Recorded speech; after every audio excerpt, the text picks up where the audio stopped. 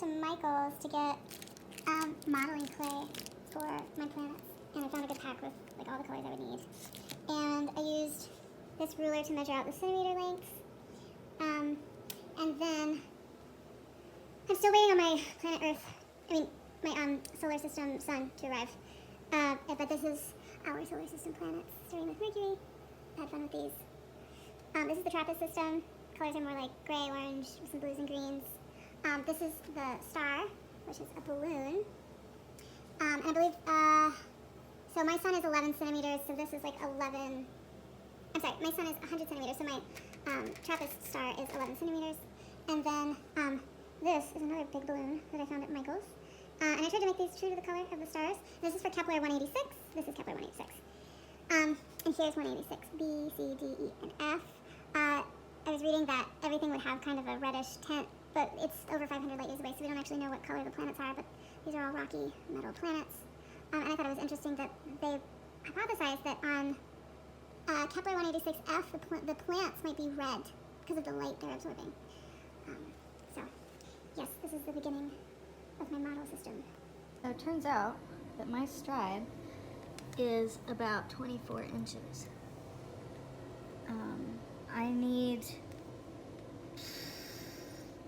I'm doing a 163 meter, like that's the longest distance I need to map out, so I need to see how many inches go into that.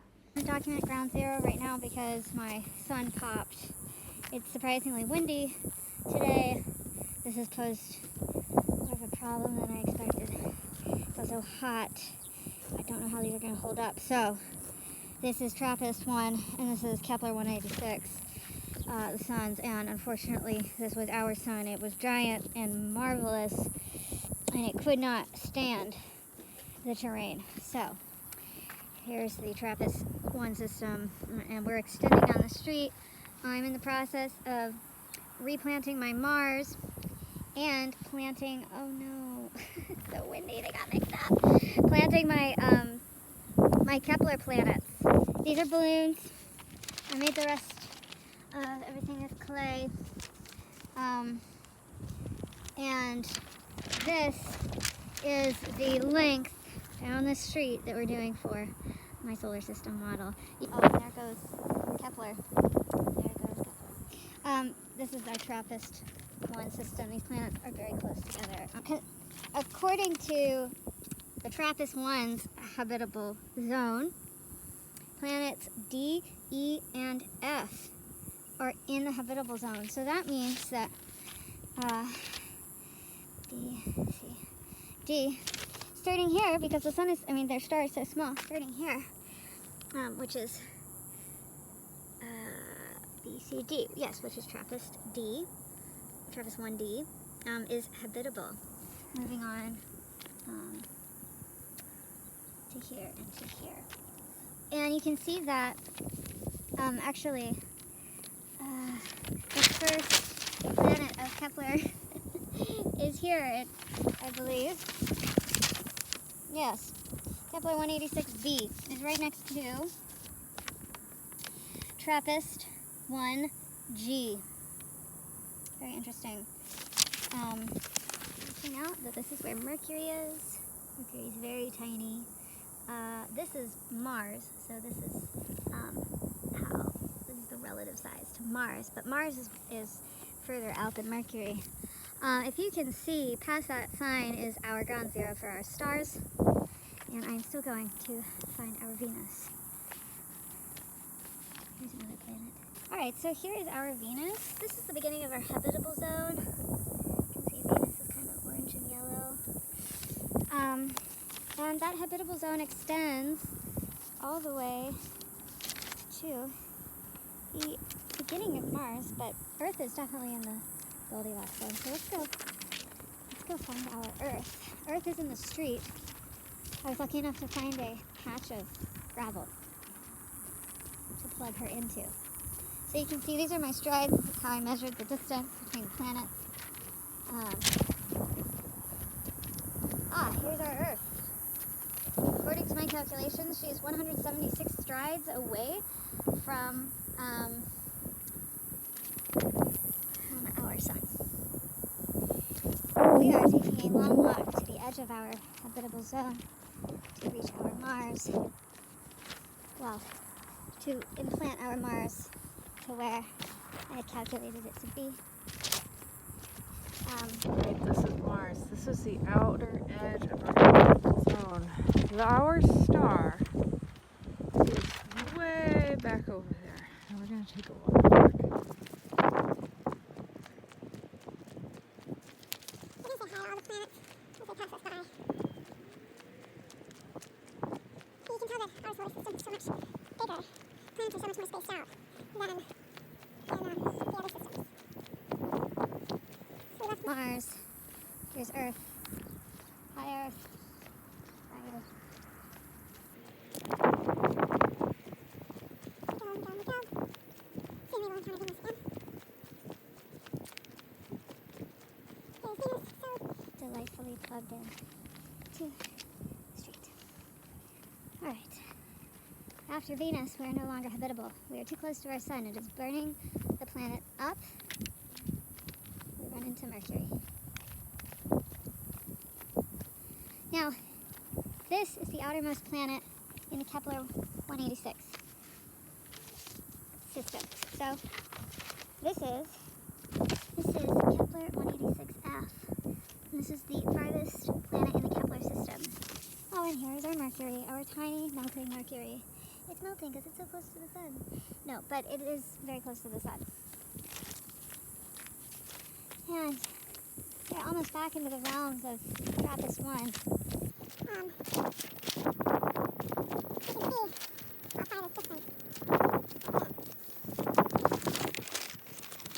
So, here is Kepler 186e, a reddish, grayish planet. Kepler 186d, also grayish with some white and red. Kepler 186c next to TRAPPIST-1h. TRAPPIST-1h. TRAPPIST system is so small. Its outermost planet is like halfway through the Kepler 186 system. And you can see, so this is the TRAPPIST planet.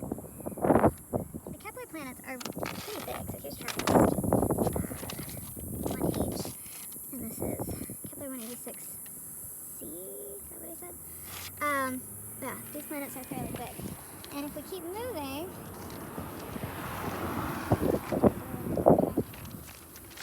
we see another place where Kepler and TRAPPIST overlap.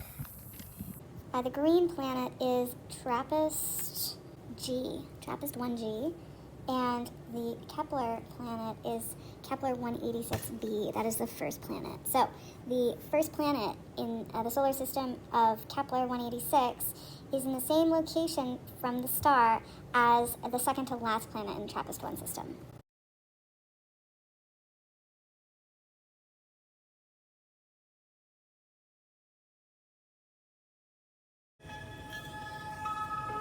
So, this is a run-through of the main points in this project. I covered how I made the solar systems, and I want to talk about the habitable zone in our system, which begins with the edge of Venus and ends with the edge of Mars. The habitable zone is the Goldilocks distance from the sun that allows a planet to sustain water, atmosphere, and our understanding of life. In our solar system, Mercury lies too close to the sun and is too hot to be habitable. Venus is on the inner edge of this zone. The oceans on Venus disappeared between 500 million and 1 billion years ago. It's fascinating, though, that there were oceans on Venus. If life were to have evolved the same way it did, as it did on Earth, but on Venus, then the evolution of biological life could have reached algae, seaweed, and soft-bodied animals about 1 billion years ago. Or similar to the Cambrian explosion on Earth, Venus could have housed invertebrates like trilobites, primitive worms, jellyfish-like animals, and sponges. Earth, as we know and benefit from, is in the Goldilocks zone, so we have a nice atmosphere and water. Mars is on the outer edge, but it also used to have oceans, and they're believed to have evaporated 3.5 billion years ago. If life had emerged on Mars the same as it did on Earth, it would have only reached single-celled multi-organisms like bacteria and stromatolites, which are my favorite because I used to sell all sorts of fossils. So TRAPPIST-1. Let's talk about the TRAPPIST-1 system. TRAPPIST-1 is an ultra-cool red dwarf star about 40 light years away from Earth. Fun fact, it's in the constellation of Aquarius. It has 7 Earth-sized planets, 3 of which reside in the Goldilocks habitable zone. Planets D to G are in this zone, with D and G being on the inner and outer edges. And their star is 9% the mass of our sun. When I mapped out and located and placed the TRAPPIST-1 planets, I saw how close they were to their star and how so far from the size of our solar system it is. There were many meters from the edge of the TRAPPIST-1 system to where Mercury begins our planetary system in my scaled model. And the the planets D through G are in the habitable zone because the star is so small. So now Kepler 186, which is my choice of system, which I chose because of its relative size and compact distances from planets to star. I thought that was nice for me. They're much further spread apart than the TRAPPIST-1 system, but not nearly as much as our solar system. I mean, Mars was way out there. I felt like I was walking forever. So, Kepler 186f is the first validated Earth-sized exoplanet found in a star's habitable zone that could potentially host water. We love water. I thought that was awesome. I wanted to do it. The size of the planets is greater than the other 2 systems in general, and they were all pretty similar in size, actually.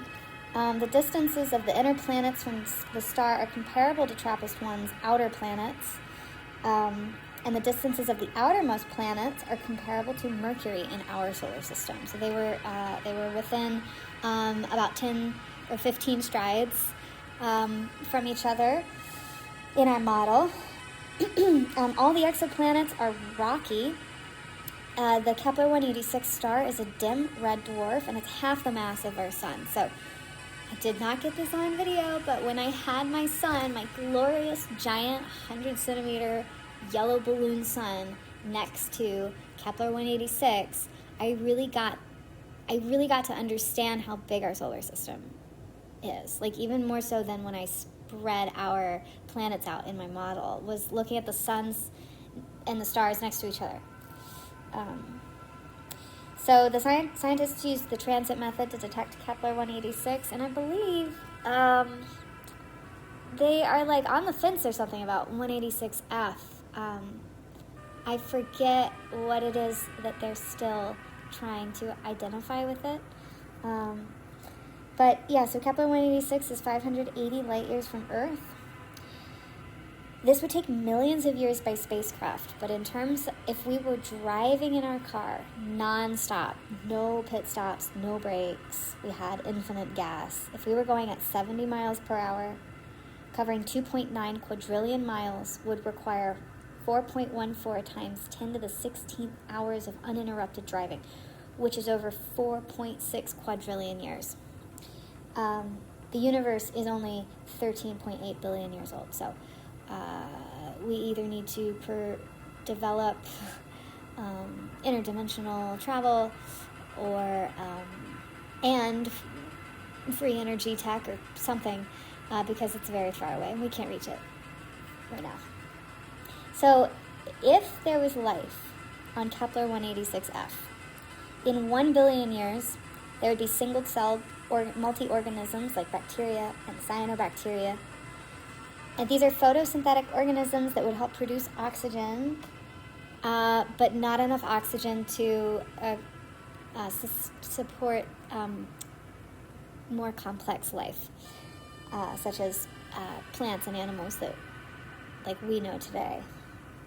Yeah, there's a lot more time needed in the soup of water, oxygen, and heat, along with evolutionary catalysts, which I label as struggle, to develop a more complex life form.